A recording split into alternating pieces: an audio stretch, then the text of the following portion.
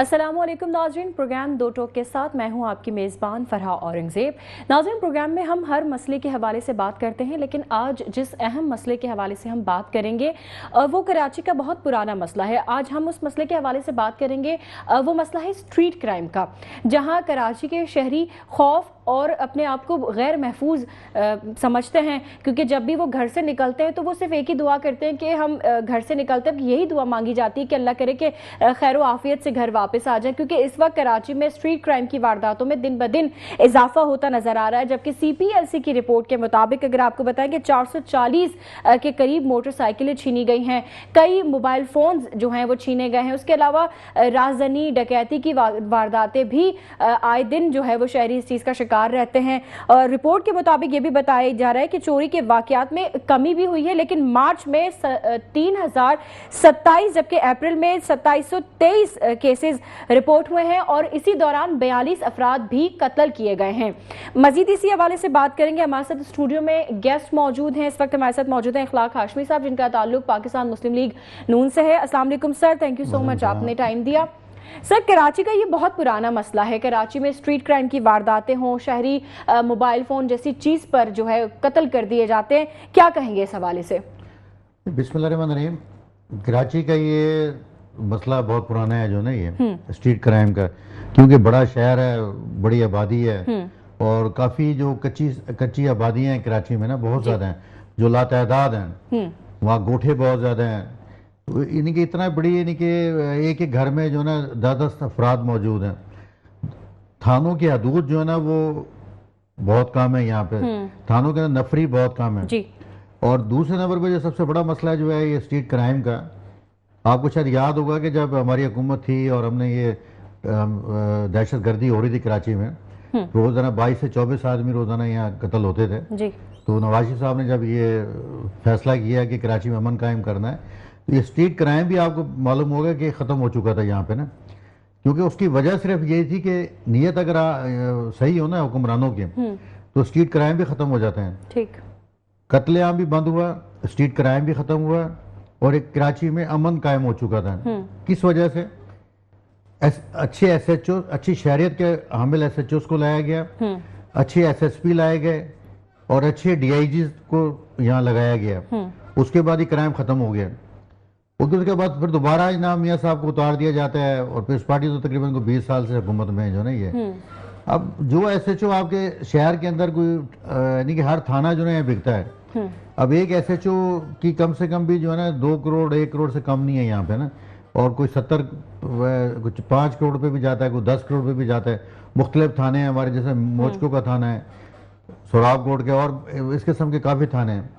तो जब वो पैसा दे के आता है SSP हो या SHO हो, तो वो अपने पहले पैसे पूरे करता है सही। और हर SHO को थाने के पता होता है कि यहाँ मेरे इलाके में कौन जुराइम कर रहा है और कौन कौन यहाँ पे डकैतियाँ करते हैं, लेकिन जानबूझ के जो आंखें बंद कर ली जाती हैं सही। आज आप अच्छे SHOs लिए हैं, अच्छे SSP लिए हैं, आपकी कराची में स्ट्रीट क्राइम जो ना ख़त्म हो जाएगा। ये इसकी असल वजह तो ये है, जो किसी को अगर बुरी भी लगती है, लेकिन असल वजह इसका ये है जो स्ट्रीट क्राइम बढ़ता जा रहा है कराची में ना। ठीक, अच्छा सर, जैसे कि कराची के एक इलाके में आप अगर देखें तो एक इलाके में पेरिस का कानून जो है वो कहा जाता है कि वहाँ का कानून नाफिज है और दूसरे इलाके में लाकानूनियत नज़र आती है। तो एक ही शहर में एक ही पुलिस नफरी होने के बावजूद दो अलग अलग निज़ाम क्यों? नहीं, मैं उसी तरह वही मैं बात कर रहा हूँ ना कि एक इलाके में एक कानून है, दूसरे इलाके में दूसरा कानून है। अब मैं छोटी सी मिसाल आपको दूंगा कि एक मॉडल कॉलोनी एयरपोर्ट के साथ है, बड़ी आबादी है और तमाम वहाँ पे VIPs और आर्मी के और इस किस्म के लोग रहते हैं वहाँ पे ना। अब उसका थाना आपको पता है कहाँ पे? उसका थाना सऊदाबाद में है, सऊदाबाद थाने में जी।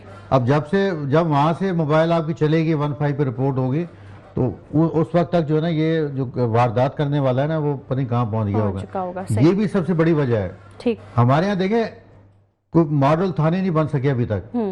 थाने हमारे ऐसे हैं कि उसके हवालातों के अंदर ऐसे जानवर भी नहीं उसमें रह सकता, जो पंखे हमारे थानों में नहीं है। अच्छा, मोबाइल की जो पेट्रोल या डीजल जो भी है वो SHO को खुद देना पड़ता है।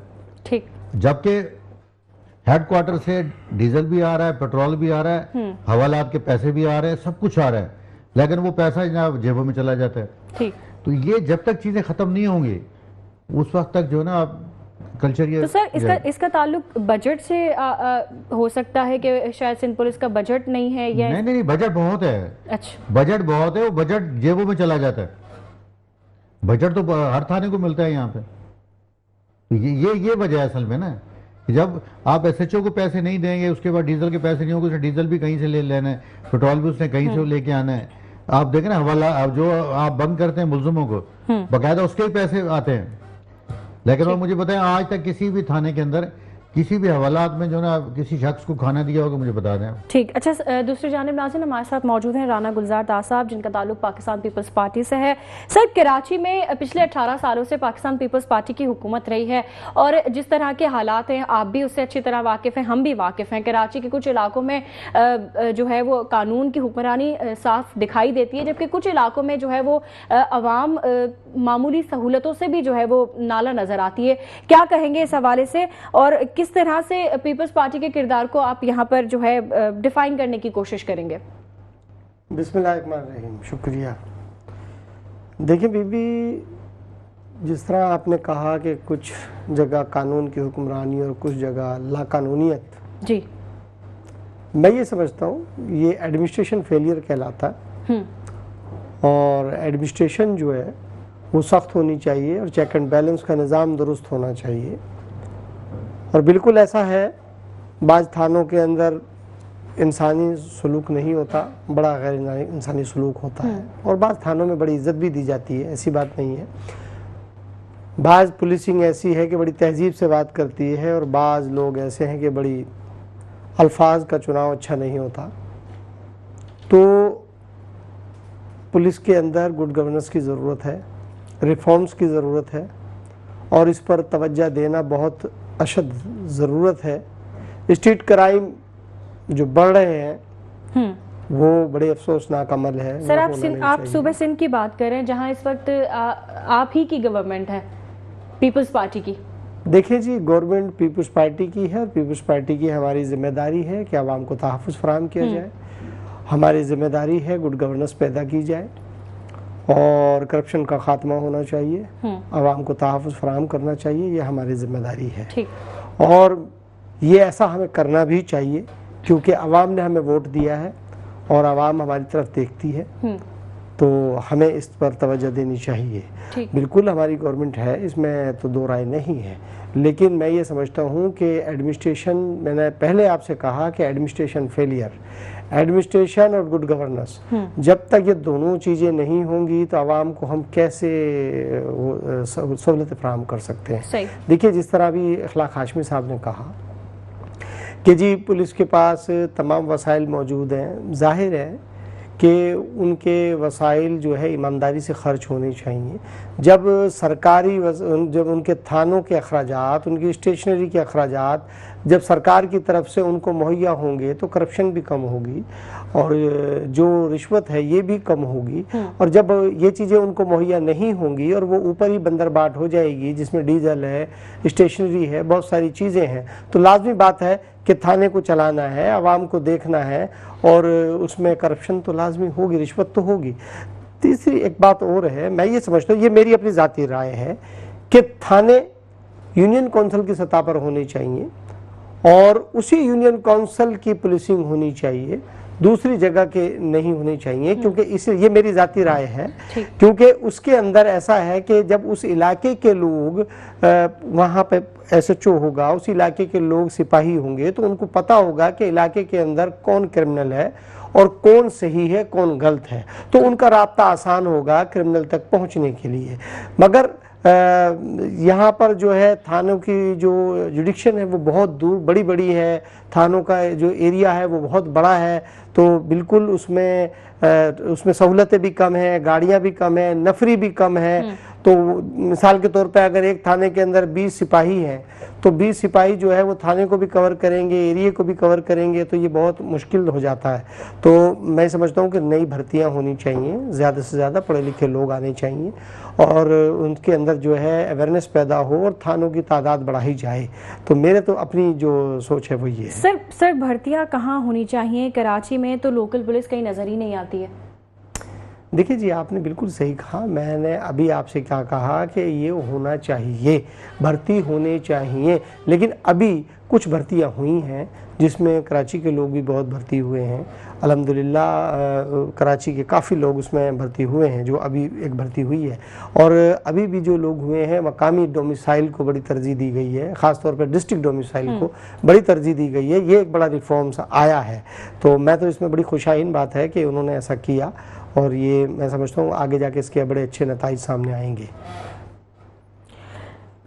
अच्छा सर, मसला ज़ाहिर मसला डोमिसाइल का तो नहीं है, लेकिन मसला ये है कि मकामी पुलिस की जहाँ तक आप बात कर रहे हैं, तो बहुत से इलाके ऐसे हैं जहाँ पे गैर मकामी पुलिस की नफरी जो है वो नाफिज की गई है, जिनको शायद यहाँ के मसाइल के बारे में पता नहीं है, तो वो किस तरह से इन चीज़ों को टैकल करेंगे? देखिए, ये हो नहीं सकता। मैंने आपसे कहा ना कि जब तक मकामी पुलिस नहीं होगी, एक यूनियन काउंसिल की सतह पर जब तक पुलिस नहीं होगी, उसको कैसे पता होगा बाहर के आदमी को कि जी ये कौन आदमी है, ये इलाके का कोई मोतबर आदमी है, इलाके में क्या है क्या नहीं है, इसकी वर्थ क्या है, अवामी आदमी है, सोशल एक्सट्रीमिस्ट है, ये क्या है। अब यहाँ तो पता ही नहीं होता, क्योंकि मिसाल के तौर पे एक दूसरी जगह का आदमी दूसरी जगह पर है, उसे क्या मालूम कि इस इलाके के मसाइल क्या है। जब तक उसको उस मसाइल का पता चलता है तो वो ट्रांसफ़र हो जाता है। तो इस तरह से जाहिर है ये चीज़ें होती हैं। तो मैं ये समझता हूँ मकामी पुलिस से ये फ़ायदा होता है कि उनको मालूम होता है कि यहाँ के मसाइल क्या हैं, फिर यहाँ के लोगों के अपनी आदत क्या है। तो अब ये चीज़ें होना बहुत ज़रूरी होती है। तो इसमें जो भी अरबाब इख्तियार है इनको तवज्जो देनी चाहिए। और ये बहुत टाइम हो गया, बहुत सारे बाहर मुल्कों के अंदर बड़ी रिफॉर्म्स है पुलिस में, हम अभी भी वही सिस्टम चला रहे हैं। तो मैं समझता हूँ रिफॉर्म्स आना चाहिए और बहुत ही अच्छा अमल है। और एडिशनल इस वक्त जो आईजी साहब हैं जावेद आलम ओडू साहब, वो बहुत काम भी कर रहे हैं इस पे कि रिफॉर्म्स होना चाहिए। बहुत से थाने मॉडल बनाए हैं, लेकिन मैं ये समझता हूँ तमाम थानों को मॉडल बनाना चाहिए और चेक एंड बैलेंस और ज़्यादा सख्त होना चाहिए। मैं ये समझता हूँ जो काली भेड़े हैं, पता है इनको कि काली भेड़े कौन सी है पुलिस में, उनको निकाल के बाहर करना चाहिए, क्योंकि जब भी तो रिफॉर्म्स आएगा। कि जब तक वो काली भेड़े बैठी हुई हैं तो रिफॉर्म्स नहीं आएगा। जो अच्छे अफसर हैं उनको आगे लाया जाए। यही सवाल मैं अखलाक साहब से भी करना चाहूंगी। सर, शहर क़ाइद में जराइम पर काबू पाने के लिए जो लोकल पुलिसिंग है उसकी कितनी अहमियत है, और मकामी पुलिस भर्तियों के हवाले से जो हम बात कर रहे हैं, तो उसमें मकामी लोगों की भर्ती के हवाले से आप क्या कहेंगे? ये देखिए, होना तो ये चाहिए कि मकामी लोगों को ज़्यादा तरजीह दें यहाँ पे ना भर्ती के टाइम। लेकिन दूसरा ये है कि देखिए, हर थाने में मैं 3-4 थाने के नाम आपको बता देता हूँ, उसका SHO 2 से 3 महीने से ज़्यादा नहीं ठहरता। ठीक। जहाँ पे इनकम नहीं होती ना, वहाँ SHO 1-2 महीने में ट्रांसफ़र करा जाता है। ठीक। SHO की मुद्दत कम से कम जो है 1 साल होनी चाहिए। देखिए, 6 महीने में जाके 2-3-6 महीने में जाके उसे पता चलता है इलाके का, सही लोगों को पता चलता है। जैसे उसे इलाके का पता चलता है, लोगों को पता चलता है, उसे ट्रांसफ़र कर दिया जाता है। इसके ऊपर जो है लाजमी पाबंदी होनी चाहिए ना। ये इसी तरह SSP हजरात हैं हमारे ना, उनका भी यही बिल्कुल तरीक़ेकार है कि वो इलाके को समझते नहीं है, ट्रांसफ़र आ जाती है। ठीक। अच्छा, वहाँ पे जो है फिर ये ड्यूटियाँ जो लेते हैं ना हमारे सिपाहियों से, ड्यूटियाँ डबल लेते हैं। इनके कम से कम 2 शिफ्टें होनी चाहिए ना इनके पास खाने की कोई वहाँ मिलता है इन लोगों को, ना इन्हें कोई वहाँ रिहाइश इनकी कोई अच्छी है वहाँ पे। और ये हमने तो अपनी आंखों से देखा जिस तरह से ये पुलिस वाले बेचारे सोते बैठते हैं, खाना नहीं मिलता इन लोगों को। तो ये इन चीज़ों की जब तक आप जो ना तवज्जो नहीं देंगे तो इसमें जुराइम की स्ट्रीट क्राइम आपका कम नहीं हो सकता। ठीक। तो और आप SHO को कम से कम 1 साल के लिए लगाएं जो ना थाने में, ताकि उसका फिर उसे पूछा जा सके कि भी आपने अब 1 साल आपको हो गया कि जुराइम क्यों नहीं कम हुआ। ये इसका तरीक़ेकार होना चाहिए जो नहीं है। अच्छा सर, स्ट्रीट क्राइम के साथ साथ अब यहाँ पे थोड़ा सा इंफ्रास्ट्रक्चर के हवाले से भी बात कर ली जाए कि कराची के कुछ इलाके हैं जिनको पेरिस से जो है वो तनबीह की जाती है कि ये पेरिस है या हम पेरिस में रहते हैं, जो कि आपकी नज़र से भी शायद बात गुजरी होगी। बिल्कुल। क्या कहेंगे इस हवाले से? नहीं देखिए, पेरिस तो यहाँ का है, पेरिस के क्या है, मैं अपने वहाँ गाँव से आता हूँ ना, तो जब कराची में आता हूँ तो मुझे मेरा गाँव ज़्यादा अच्छी सड़कें नज़र आती हैं, ज़्यादा अच्छे सेवेज नज़र आती है ना वहाँ पे। अब शब्बर जैदी साहब ने हवाला दिया है कि पेरिस से अच्छी मार्केटें, पेरिस से अच्छे रोड और यहाँ का जो इंफ्रास्ट्रक्चर है कराची के कुछ इलाकों का वो पेरिस जैसा है। तो नहीं यहाँ कितने मुत्तफिक है? नहीं, कोई ऐसा इलाका नहीं है यहाँ पे पेरिस के या पेरिस के पापों के बराबर भी हो। ठीक। दूसरा नंबर पे ये कि देखिए, कराची का जो सबसे बड़ा मसला है ना कि जिसके ऊपर हमने आज तक कोई मेहनत नहीं की, हमारे पॉलिटिशियन का कसूर है ये कि कैंटनमेंट बोर्ड के एरिया यहाँ पे। ठीक।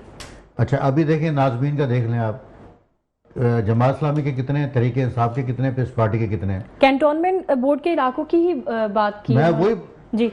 इस टाइम कराची के अंदर सबसे जो बुरा हाल है ना कैंटोनमेंट बोर्ड के इलाकों का है। इंक्रोचमेंट सबसे ज्यादा कैंटोनमेंट बोर्ड के इलाकों में, रिश्वत वहां पे सबसे ज्यादा कैंटोनमेंट बोर्ड के इलाकों में ली जा रही है। ये जो सिविल है ना, ये तो वैसे चने के बराबर है जो ना। ये मैं आपको इलाके में आपको बता देता हूँ, आपका गुलशन जमाल चले जाए, पूरी ग्रीन पट्टी जो लोगों की बैठने की है वो इन्होंने वो होटलों को दे दी है। इसका मतलब कि ये इलाके ज्यादा मैं बता रहा, गुलशन जमाल से आप शुरू हो जाए डालमिया तक चले जाएं, उसके बाद आप आ जाए गुलशन जौहर में। गुलशन जौहर जनाब पुल से आप ले ले और वो आगे तक दोनों साइडों पे यानी कि 3-3 जो है ना ठेले लगाए हुए उनसे पैसे लेते हैं। उसके बाद आप आ जाए पहलवान कोट में, यानी कि जहां जहां कैंटोनमेंट बोर्ड का एरिया है ना वहां पे ये बेइंतहा की इंक्रोचमेंट है, आप चल फिर नहीं सकते वहां पे ना। तो मसला है कि आर्मी के इदारे, कैंटोनमेंट बोर्ड कहते हैं हम आर्मी के इदारा है, तो वहां तो सीओ जो हुआ है, जो भी लोग हैं उन्हें तो अपनी एक मिसाल बनानी चाहिए और उन्हें जितनी मर्जी आप कंप्लेन कर दें, जो मर्जी कर दें, लेकिन वो सुधरने वाले नहीं है और वो खुलेआम पैसे लेते हैं। उधर हम हमारी तरफ आ जाते हैं, कभी मुर्तज़ा वहाब साहब की बात होती है, कभी किसी की बात होती है।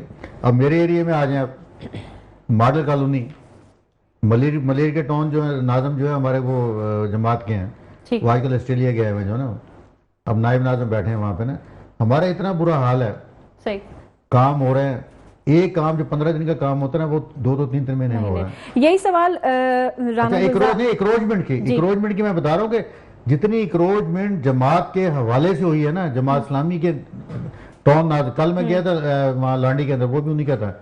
मैं कह रहा हूँ जितनी दुकानदारों ने इंक्रोचमेंट की है, जितने फुटपाथों पे कब्जे हुए हैं, ये इनके टाउन में ज्यादा हो रहे हैं जो ना यहाँ पे। यही सवाल राना साहब से भी करना चाहेंगे। राना साहब, आप भी खलाक साहब की सारी गुफ्तगू सुन रहे हैं, क्या कहेंगे इस हवाले से? सर का कहना है कि कंटोनमेंट बोर्ड्स के जो इलाके हैं वहाँ सबसे ज्यादा जो है ना इंक्रोचमेंट्स और इस तरह की चीजें नजर आती हैं। देखिए जी, शहर का 65% हिस्सा जो है कंटोनमेंट के पास है और उसका रेवेन्यू भी कंटोनमेंट के पास ही जाता है, केएमसी के पास नहीं जाता। लेकिन इंकरेजमेंट का जो मामला है वो पूरे शहर का है, खाली जमात इस्लामी का नहीं है, पूरे शहर का है। कोई जगह भी आप ऐसी नहीं देख सकते जहां इंकरेजमेंट साफ होती है 2 दिन के लिए, 3 दिन के लिए, और उसके बाद वो फिर लगा दिया जाता है। क्यों? इसलिए कि जो भी अफसरान हैं वो अपने रेट बढ़ाते हैं और रिश्वत हसानी है। क्योंकि इसलिए कि इंकरेजमेंट का एक ऐसा इदारा है कि इसमें कोई साइन या दस्तखत नहीं होते, जो रिश्वत होती है वो सब इनके माँ बाप की है, माँ बाप की होती है। क्योंकि इंकरेजमेंट का एक इदारा ऐसा है कि इसमें जिसको जब चाहे हटा दो, जब चाहे लगा दो, कोई पूछने वाला नहीं है। और नाम ये लेते हैं कि जी हम शहर को, एक सुप्रीम कोर्ट का ऑर्डर है इंकरेजमेंट के हवाले से, उस ऑर्डर को जब इनकी अपना मफाद होता है तो ये उसको आगे लेकर आ जाते हैं, और जब इनका मफाद नहीं होता तो उस ऑर्डर को ये रद्दी की टोकरी में रख देते हैं। सुप्रीम कोर्ट के उस ऑर्डर को ये अपने मफादात के लिए इस्तेमाल करते हैं तमाम अफसरान, और ये बुरी तरीके से शहर को जकड़ा हुआ है। और मेयर हो या आपके कंटोनमेंट वाले हो, कोई भी हो, मैं ये समझता हूँ इस पर कंप्रोमाइज़ नहीं होना चाहिए इंक्रोचमेंट पर, और ये सख्ती होनी चाहिए और इस पर चेक एंड बैलेंस होना चाहिए कि जो ये लोग रिश्वत सतानी करते हैं, बाकायदा छोटे छोटे एरिया तकसीम कर दिए गए। पहले एक डिस्ट्रिक्ट था, फिर टाउन किया, टाउन के बाद एरियो से पैसे लिए जा रहे हैं। तो ये एक जुल्म है आवाम पर, और आवाम को भी चाहिए कि वो अपनी दुकान से आगे ना बढ़ें, अपनी दुकान के अंदर रहते हुए वो अपना काम करें, वो भी शहर का ख्याल रखें। और हुकूमत को तो ज़्यादा से ज़्यादा एक्शन करना चाहिए, ये दोनों पे जिम्मेदारी आयद होती है। मैं नहीं समझता कि कोई ऐसी जगह हो जहाँ इंक्रोचमेंट ना हो। ठीक, नाज़रीन, प्रोग्राम में इस वक्त हुआ है शॉर्ट ब्रेक का। ब्रेक के बाद गुफ्तगू के सिलसिले को यहीं से आगे बढ़ाएंगे, कहीं मत जाइएगा। वेलकम बैक नाज़रीन, प्रोग्राम में बातचीत का सिलसिला जारी है और इस वक्त गुफ्तगू के सिलसिले को आगे बढ़ाना चाहूंगी राना साहब से। राना साहब, जैसे आपने मेयर मुर्तज़ा वहाब का आपने जिक्र किया, क्या फीचर देख रहे हैं, क्या मुस्तकबिल नजर आ रहा है मुर्तज़ा वहाब का कराची में आपको? टाइम ही खत्म हो गया। 19 जून 2027 लास्ट डेट है। अब क्या टाइम बचा है? बात यह है कि जितनी जल्दी से हो काम करें, गुड गवर्नेंस पैदा करें। मुस्तकबिल क्या होगा?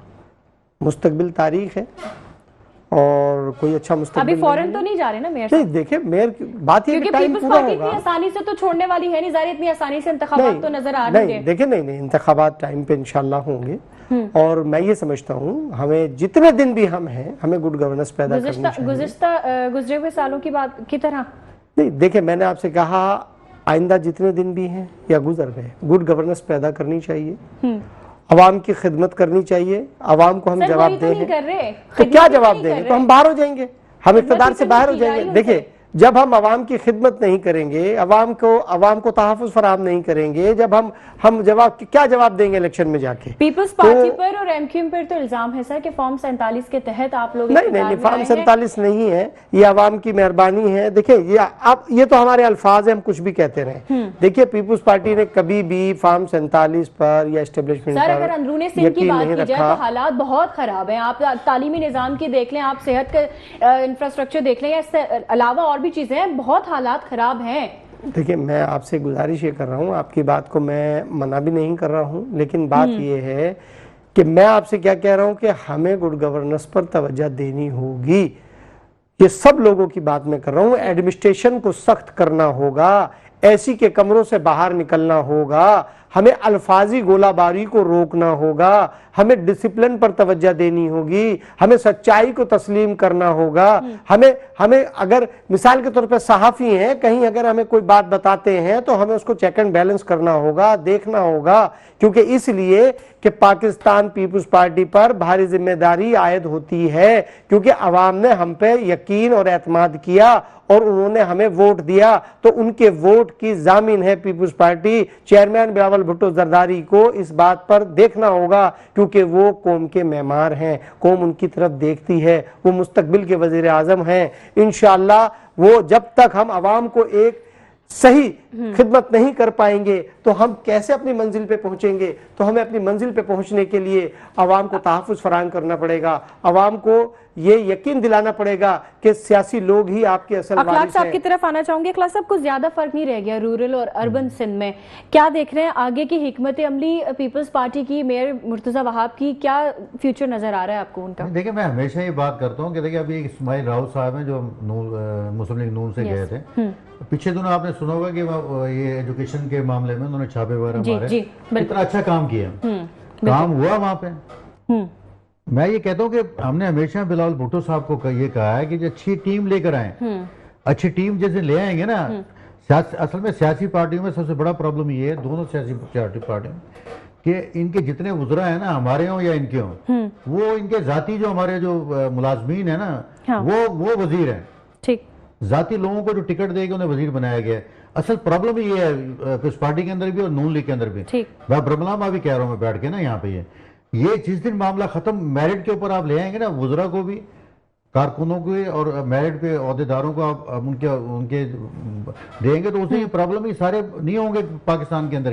ये बात इनकी समझ में नहीं आ रही है, हमारे कायदीन की समझ में नहीं आ रही है बात। ये उस बात को, उस सिस्टम को लाने के लिए तैयार नहीं है ये ठीक दोनों पार्टियां। और इतना अभी आगे जो वक्त आ रहा है ना, वो इतना खतरनाक वक्त आ रहा है कि इनके सर के ऊपर जो एक आदमी बैठा हुआ है ना, जो वो आपको पता है कि आप कहें या ना कहें, मैं मानूं या ना मानूं, या कोई पीपल्स पार्टी वाला माने नहीं माने, लेकिन उसका वोट बैंक आज भी है। और जहां तक 47 का है तो सब पूरे दुनिया को पता है कि जो कराची में जो MNAs वगैरह बने हैं कि रात को वो सोए हुए थे, उन्हें तो पता भी था, वो 2 जलसे भी नहीं कर सके, और वो सुबह MNA थे वो।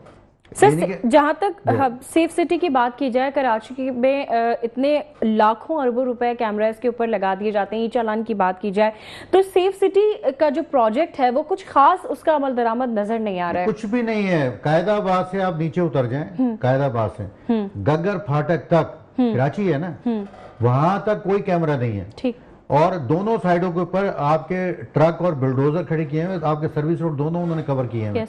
उसके बाद वहाँ रक्शे इतने हैं, देखिए ना, शहर के अंदर आपने बेरोजगार कर दिया रक्शे वालों को, लेकिन वहां उन्हें नजर नहीं आ रहे रक्शे कि जो नेशनल हाईवे जहां से बड़ी ट्रैफिक जाती है और वहीं से इंटरेस्ट है हमारी कराची में आने के लिए और यहीं से वापस जाने के लिए, तो हमारा जो एक चेहरा जो है ना इतना बिगाड़ दिया है कराची का कि एक आदमी जब वहां से आता है या जाता है तो वो कहते हैं यार क्या क्या शहर है ये, जबकि शहर की जब इंटरेस्ट बड़ी खूबसूरत होती थी जब किसी दौर में जो ना यहाँ पे, तो मतलब कि वहां कोई कानून नहीं है, वहां दूसरा कानून है। यहाँ तो अभी आप बात कर रही थी, ठीक, कायदाबाद से लेकर गग्गर फाटक तक दूसरा कानून है।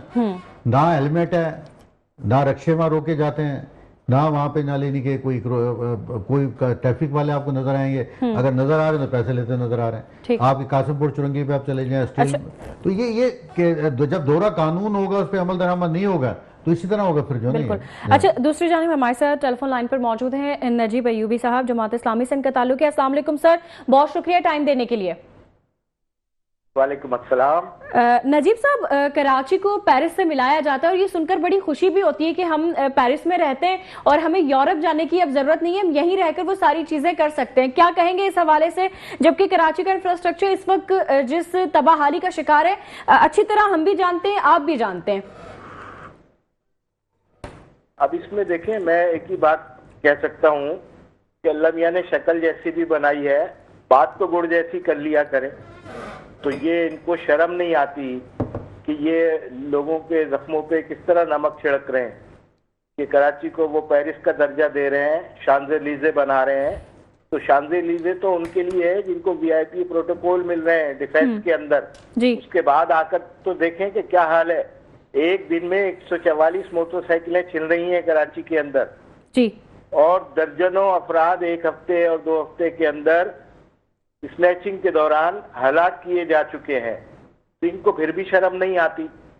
कराची को इन्होंने दूध देने वाली गाय समझकर चारों तरफ से काटना शुरू कर दिया है और दूध निकालना शुरू कर दिया है। इनकी करप्शन के ये दलदल के अंदर घुसे हुए हैं। इनको सिर्फ हमारे बाइकर्स नजर आते हैं, हमारे बच्चे नजर आते हैं कि जिनको किसी भी चौक चौराहे के ऊपर आप चालान के नाम पे लूट रहे हैं। और चालान तो छोड़ें, अब ये तो सादा कपड़ों में आने के बाद मोटरसाइकिलें चुरा रहे हैं। ये तो मोटरसाइकिलें उठा के ले जा रहे हैं। अब आपने देखा कि किस तरीके से जो भी जुर्म होता है उसके पीछे जब तफ्तीश की जाती है तो मालूम होता है कि कोई ना कोई पुलिस का एहलकार उसके अंदर शामिल है और उसको कुछ दिनों के लिए मुअत्तल कर दिया जाता है। अब ये समझ में नहीं आ रहा कि सेंट्रल जेल, ये जो बच्चों की जेल से कैदी निकल के भागे थे, वो कैदियों को उन्होंने कहा कि वो किस जगह चले गए हैं, किन इलाकों में छुप गए हैं। और कच्चे के डाकुओं को इन्होंने कहा कि हम पुलिस में नौकरी देकर बाइज्जत रोजगार देंगे। तो डाकू का काम क्या है? एक शहर का डाकू है और एक कच्चे का डाकू है। तो ये हुकूमत हर तरीके से कराची के अफराद का इस्तेहसाल कर रही है, उनको मार रही है। डंपर से अगर बच जाए तो पुलिस वालों के हाथों मारे जाते हैं। और आज ही की 3 दिन की सूरत हाल ये है कि क्लिफ्टन के अंदर घरों के अंदर से, बाहर से और शराट गाड़ी घूम रही है, कोई स्विफ्ट घूम रही है। लोगों को शॉर्ट टर्म किडनैपिंग का निशाना बनाया जा रहा है। साथ ही साथ औरतों हो या मर्द हो, उससे जेवरात छीन रहे हैं, पैसे छीन रहे हैं। ये सब इस शहर के अंदर हो रहा है। और कैसे आप ये बात करते हैं? शर्म नहीं आती कि ये जो है ये पेरिस है। अमन और अमान की सूरत हाल देखें तो सबसे वर्स्ट कराची सिटी हो चुका है। आप लॉ एंड ऑर्डर के बाद आप आ जाइए शहर की सफाई सुथराई, रोडों की सूरत हाल, तो यूनिवर्सिटी रोड से गुजरना अजाब हो चुका है।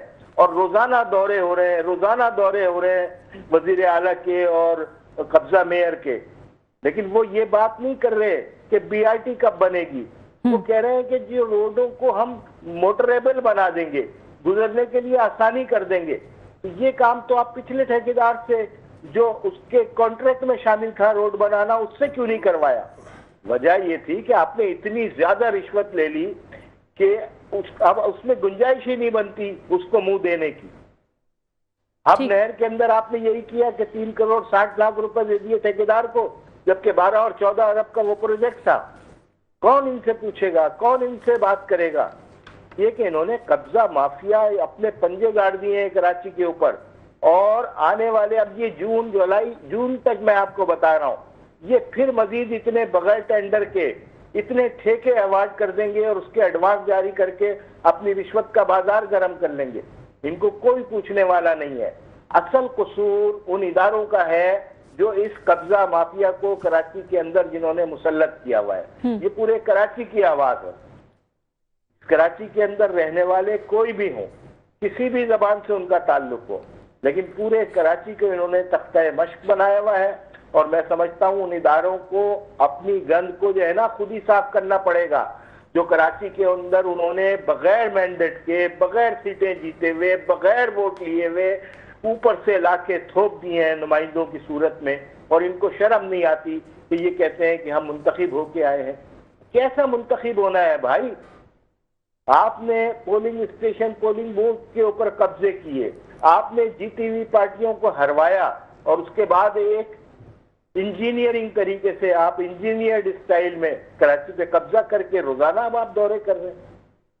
इतना बड़ा फ्रॉड हो गया है बीआरटी के नाम पे। मैं आपको बताऊं कि कोई उनसे पूछे कि ये जो कह रहे थे कि बीआरटी बायोगैस से चलेगी, तो कोई इनसे पूछे, कोई साथी, क्या बायोगैस का प्लांट लग चुका है? मेरी मालूमात के मुताबिक बायोगैस का प्लांट जो बिन कासिम में लगना था भैंस कॉलोनी में, उसका अवार्ड ही नहीं हुआ है टेंडर अभी तक। और जो प्री बिड आई थी उनसे इतनी रिश्वत का तकाजा किया गया है कि कंपनियां भाग गई हैं। वही कहती हैं कि इसके अंदर फिजिबल नहीं है। तो अब आप मुझे बताइए कि जिस फ्यूल की बुनियाद पे आप ये कह रहे थे ये माहौल दोस्त कम खर्च फ्यूल होगा, इसके ऊपर हम बसें चलाएंगे बीआरटी की रेड लाइन, तो वो तो लाइन अभी तक बिछी ही नहीं, वो तो प्लांट अभी लगा ही नहीं। और मुझे नहीं लगता कि 4-5 साल मजीद उससे पहले ये कोई प्रोजेक्ट मुकम्मल होगा। लिहाजा कराची के शहरियों की किस्मत के अंदर ये लिख दिया गया है कि ये बीआरटी कंप्लीट नहीं होगी। साइड की रोडें अब इज्जत बचाने के लिए उन्होंने ठेका वेका कुछ काम तो शुरू करवाया है। मैं समझता हूं कि आला इदारों ने खुद इंटरप्ट किया है, और आने के बाद उन्होंने कहा कि भाई ये काम तो करो, शुरू करो, किसी भी तरह करो, क्योंकि इनकी शक्लें नहीं है ये करने की, इनकी कैपेसिटी नहीं है ये काम करने की। लिहाजा मैं समझता हूं कि इन्हें होश के नाखून लेने चाहिए, और कम से कम आवाम को तो ये जवाब नहीं देते, खुदा की जवाबदेही का एहसास करना चाहिए। अच्छा नजीब साहब, ये भी साथ ही साथ बताइएगा मेयर कराची के किरदार को किस तरह से देख रहे हैं, क्योंकि हमने ये देखा कि काफ़ी अरसे से उनका ये कहना था कि बहुत सारी चीज़ों में चेंजिंग्स आ रही हैं, बहुत सारे नए मंसूबे इफ्तिताह उनकी जानिब से किया जा रहा है, लेकिन बर वक्त कोई भी मंसूबा जो है वो तकमील की तरफ हमें नज़र नहीं आता कि पाए तकमील को पहुँचता हो। कैसे देख रहे हैं सारी कारकर्दगी को? देखिए ये दो बातें हैं बीबी। पहली बात तो ये कि जो मैंने अभी जिक्र किया कि नए मंसूबे ये लाएंगे, उसकी वजह सिर्फ ये है कि उसके चेक जो मिलेंगे, चेक जो ठेकेदारों को बांटे जाएंगे, उसमें से कमीशन लेना है। वो पाया तकमील को नहीं पहुंचने, वो ऑन ग्राउंड नहीं होंगे। दूसरी बात कि एक मंसूबा ऐसा नहीं है जो उन्होंने टाइम के अंदर कर दिया हो। इसमें भी एक लॉजिक है। इसकी लॉजिक ये है कि जैसे जैसे टाइम बढ़ता है वैसे वैसे लागत बढ़ जाती है, और जितनी लागत बढ़ेगी उतने इनका कमीशन बढ़ेगा। तो आपने बीआरटी में भी यही देखा, और आपने जो है वो करीमाबाद ब्रिज के अंदर भी यही देखा। इसी तरीके से और जिस प्रोजेक्ट को भी उठा के देख लें, अब नहर अभी तक चल के नहीं दी, इसलिए कि वो तो आपने जिस तरीके से बनाई है और उसमें नोट कमाए हैं वो चलने के काबिल नहीं है। नतीजा ये हुआ कि थोड़ी सी लिपाई पुताई करने के बाद पुरानी नहर से ही पानी आ रहा है। तो कोई एक मंसूबा ऐसा हो, मैं चैलेंज करता हूं कि वो बता दें कि कराची के नाम पे उन्होंने शुरू किया हो और उसे रिकॉर्ड मुद्दत में पाए तकमील पे पहुंचाया हो। क्या वजह है कि ये बीआईटी का ठेकेदार जो है ZKB ये कहता है कि मैंने हजारा मोटरवे बनाई, मैंने पंजाब की मोटरवे बनाई, मैंने फला बनाई और टाइम से पहले मुकम्मल कर दी। तो वो क्या वजह है कि वहां वो टाइम से पहले मुकम्मल कर रहा है और यहाँ 4 साल होने को आए हैं, 2 साल इसकी मुद्दत थी, 4 साल हो गए, मजीद 4 साल का कुछ नहीं पता और ये तैयार होने का नाम नहीं ले रही। तो वजह तो साफ जाहिर है ना कि जो प्रोजेक्ट जी जिस लागत पे आना था उससे लागत 3 गुना ज्यादा बढ़ चुकी है। आइंदा आने वाले 400 में ये लागत और बढ़ जाएगी। अब आप बताइए कि इस तरीके से आप शहर को बर्बाद करेंगे, सहूलियात का नाम नहीं है और पैसे खाने की हवीस आपकी खत्म नहीं हो रही। किस किस जगह के ऊपर आप पैसे खाएंगे? आपने कहा कि ट्रांस कराची जो है वो उन दुकानदारों को पैसा देगा जिनका कारोबारी नुकसान हुआ है। पूरी हसन स्क्वायर, पूरा नीपा चौरंगी, दाएं बाएं की दुकानें बर्बाद हो गई, कारोबार खत्म हो गया। जब इनसे सवाल किया गया कि पैसे आपने दुकानदारों को कंपनसेशन दी है, तो पता चला ठेले वालों को पता नहीं कि लाख और 20,000 50,000 देके जान छुड़ाई और ये भी पैसे शायद मैं समझता हूं अंगूठा लगा के ये खा गए। और किसी का शनाख्ती कार्ड ऐसा नहीं है कि उसमें शक्ल और दुकानदार का पता चल रहा हो। ये सब ठेले वालों को अंगूठे लगा लगा के इन्होंने अपनी खाना पूरी की है। आप बताइए ना कि मोटरसाइकिल के नाम पे जो 2000 का अलाउंस था, वो कोई एक बंदा तो बता दे कि मुझे मिला हो, और कितने लाखों रुपए उसके अंदर इन्होंने रख दिए कि हम ये सर पीपल्स पार्टी की जानिब से तो ये दावा किया जाता है कि इतने लाख लोगों को रजिस्टर्ड कर दिया गया है और इतने पैसे इतने लोगों में दे दिए गए हैं। ये वैसे ही पैसे दिए हैं ना जो मैं आपको बता रहा हूँ कि जिस तरह दुकानदारों को कंपनसेशन दी है, ये बिल्कुल वैसे ही पैसे हैं। आपको पता है मेहरान बैंक के स्कैंडल में क्या होता था जी, क्या गन्ने वाले की अकाउंट में भी पैसे जा रहे हैं, फलां के अकाउंट में भी पैसे जा रहे हैं, और उसको ही नहीं पता कि पैसे जा रहे हैं। ये पीछे फेक अकाउंट बने हुए हैं। तो ये तो पीएचडी किए हुए हैं ना करप्शन के अंदर, इनसे तो कोई मुकाबला ही नहीं है। ये अंदर की बातें तो वो लोग बताते हैं जो करप्शन में इनके पार्टनर है। जब उनका हिस्सा कम मिलता है तो वो बताते हैं। क्यों नहीं तहकीकात कर रही है अदालत? वो ठेकेदार कह रहा है ना कि मुझसे इतने पैसे मांग रहे हैं, हर दफा मांगते हैं, बढ़ा के मांगते हैं। तहकीकात कर लो, साफ पता चल जाएगा कि आपने कितने पैसे की डिमांड की और कितने पैसे आपको मिल गए। भाई हाथ कंगन को आरसी क्या है? आप अपनी पोजीशन तो वाजे करें। जी, बहुत शुक्रिया नजीब अयूबी साहब, जमात इस्लामी से आपका ताल्लुक है। नाज़रीन, प्रोग्राम में बातचीत का सिलसिला जारी रहेगा, पर यह वक्त हुआ है एक शॉर्ट ब्रेक का। हमारे साथ रहिएगा। वेलकम बैक नाज़रीन, प्रोग्राम में बातचीत का सिलसिला जारी है। कराची के मसाइल के हवाले से जैसे हम रोज़ी गुफ्तगू कर रहे होते हैं, लेकिन आज हम स्ट्रीट क्राइम के हवाले से बात कर रहे हैं, कराची के इंफ्रास्ट्रक्चर के हवाले से बात कर रहे हैं। कराची की आबादी सर 3 करोड़ से ज़ायद आबादी है, और आपको पता है कि पूरे मुल्क से लोग यहाँ रोज़गार के हुसूल के लिए आते हैं। और इस तरह की सिचुएशन में अवाम और हुक्मरान या जो हुकूमती लोग हैं उनके बीच एक डिफरेंस आ जाता है। तो कैसे देख रहे हैं इस डिफरेंस को? और हुकूमती इदारों की जानिब से या पुलिस की अगर हम बात करें कि कोई अगर हादसा हो जाता है तो अवाम पुलिस से भी कम्युनिकेट करने में डरती है। बिल्कुल है। नहीं, एक तो ये कि आबादी कराची की बढ़ती जा रही है। अभी तो ये कि वज़ीरिस्तान से पता नहीं कहाँ से लोग आ रहे हैं। जी बिल्कुल ऐसे ही है। तो पहले अफगानिस्तान के थे और अभी अफगानिस्तान के लोग भी यहाँ से नहीं गए हैं। ये भी मैं क्लियर कर दूं कि यहाँ अभी तक अफगानिस्तान के लोग मौजूद हैं कराची में, जिन्होंने ये शहर का बड़ा हुलिया बिगाड़ दिया है ना। और दूसरा ये कि जो ना मैकेनिज्म नहीं है इसके यहाँ पे ना कि कहाँ से कौन आ रहा है। किसी जगह आप मुझे बताएं, किसी थाने में कहीं भी किसी को SHO को नहीं पता कि कितने मेरे इलाके में लोग मकामी हैं, कितने लोग बाहर से आए, कितने लोग कहाँ से आए, कुछ नहीं पता। यहाँ पे कोई रिकॉर्ड नहीं हमारे पास है। तो पहले तो हमें ये है कि ये पूरा सिस्टम को बनाना पड़ेगा ऐसे, जो हमारे पास सिस्टम ही नहीं है। कल खुदा ना खास्ता अगर कोई बहुत बड़ा मामला खड़ा होता है यहाँ पे, तो आप किस तरह से संभालेंगे? मुझे बताएं लोगों को जो ना यहाँ पे। सर सिस्टम का मसला नहीं है, ये बात एक्सेप्ट करनी पड़ेगी कि मसला नियतों का है। नियतों का है, बिल्कुल है। ऐसे ही तो हमने देखे ना, एक मैं आपको बता दूं, कराची में आज भी आप तजुर्बा कर लें, और यहाँ काफी अफसर आए हैं यहाँ पे जिन्होंने यहाँ पे काम करके दिखाया है कराची में। आप एक SHO लगा दें ईमानदार, वो SHO जो ना पूरा इलाके को आपके सीधा करके रहे, एक रोज भी खत्म करें। किसी को भी एक ईमानदार SHO लगा देंगे।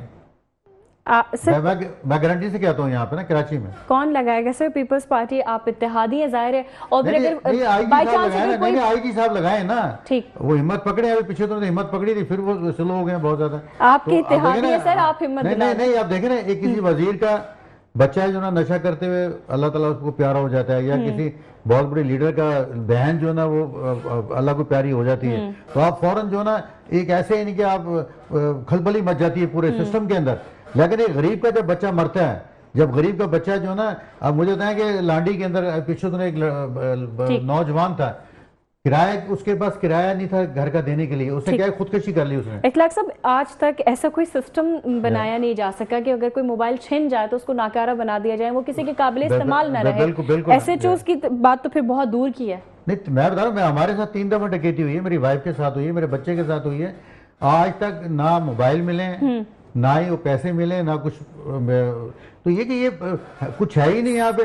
और सर आपने तो रिकवर करवा लिया? नहीं, कुछ भी नहीं। मैं आपको बता रहा हूँ कि यहाँ 50-60% जो ना केसेस जो ना वो रिकॉर्ड पे नहीं है यहाँ पे। तो फिर सर आपने सियासतदान होने का आपको कुछ खास फायदा नहीं है, आप अब तक कुछ फायदा उठा नहीं सके? नहीं, कराची में मैं आपको बता रहा हूँ, हमारे जैसे जो सियासतदान है ना, बहुत हैं ऐसे जिनके सब प्रॉब्लम भी हैं, जिनके मसाइल भी हैं।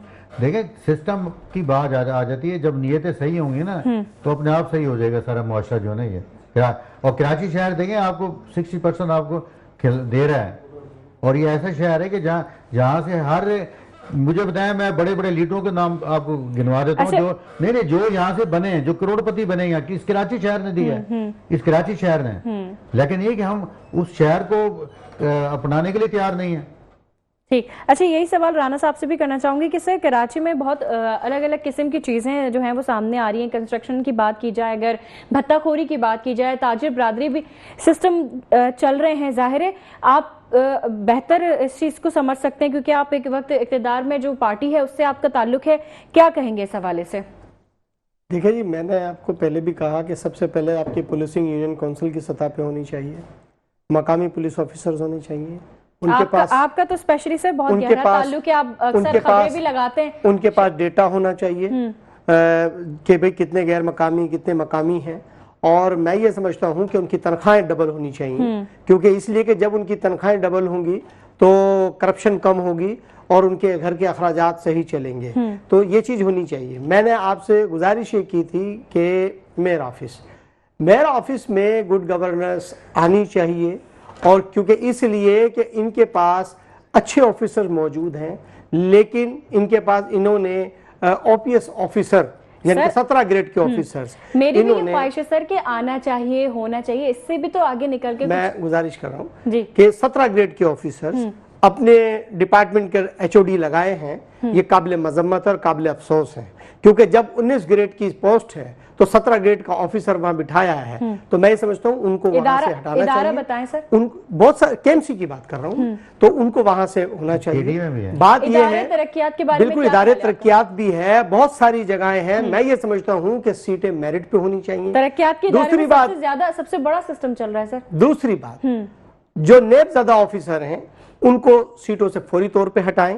केएमसी के अंदर बहुत सारे एचआरएम में और बहुत सारी जगहों पर है प्रोजेक्ट डायरेक्टर है, और बहुत सारे गिरवियार्ड में हैं, बहुत सारे ऑफिसर्स हैं जो नेबज़दा हैं, और उनको उन्होंने जो है ना आज भी पोस्टों पे भरा जमान है, 7-7 साल कैद काट चुके हैं, नेब रेफरेंस से चल रहे हैं। आपने हाईलाइट किया इन मामलों को, वज़ीर आला इनको खत बिल्कुल मैं हर बार हाईलाइट कर रहा हूँ, ये आपके सामने कह रहा हूँ। तो फौरी तौर पे इनको हटाया जाए। एक बहुत बड़ी करप्शन कब्रिस्तानों में चल रही है, जो कि एक 13,000 रुपए फी रेट मुकर्रर किए हैं, लेकिन करोड़ों रुपए की करप्शन कब्रिस्तानों में चल रही है। तो मैं ये समझता हूं कि सीनियर डायरेक्टर कब्रिस्तान को फौरी तौर पे हटाया जाए और एक ऑनेस्ट अफसर लाया जाए। मेयर साहब को ये चीज देखनी होगी।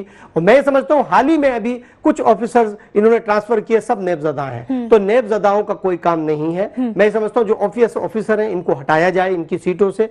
5 ब्रिगेड का महकमा है, उसका सीनियर डायरेक्टर, उसका कोई ताल्लुक नहीं है, वो कोई प्रोफेशनल आदमी नहीं है, नॉन प्रोफेशनल आदमी है, और वो बड़ा जमान है। अरबों रुपए की करप्शन हो रही है, करोड़ों की करप्शन हो रही है। इस करप्शन को मेयर साहब आपको रोकना होगा, आपको देखना होगा। आपके आए बाएं दाएं करप्ट लोग बैठे हुए हैं, आप उनको देखें, ये क्रिकली आपको देखना पड़ेगा। पीपुल्स पार्टी को हमें बचाना होगा, हमें बिलावल भुट्टो की जरदारी की शान में इजाफा करना होगा। पीपुल्स पार्टी के कारकुन, आज मैं आपसे कहता हूं कि कल 12 मई है, पीपुल्स पार्टी के कारकुनों ने कुर्बानी दी है, इस सड़कों पर शहीद हुए हैं, हम उन शहीदा को सलाम पेश करते हैं। पाकिस्तान पीपुल्स पार्टी के कारकुनों ने जानें दी हैं इस पार्टी को इख्तिदार में लाने के लिए, हमने अपने घर जलाए हैं, गोलियां खाई हैं। तो मैं ये समझता हूं कि मेयर साहब को ये चीज देखनी पड़ेगी, अपने इदारों के अंदर गुड गवर्नेंस पैदा करनी पड़ेगी, और मेरिट पे ऑफिसर लगाएं, कोई ऑफिस ऑफिसर ना लगाएं। और दूसरी बात यह है कि जो नेबज़दा हैं इनको फारिग करें। साहब इतने बाख्तियार कब से हो गए ये बताएं पहले तो। बाख्तियार है मेयर साहब,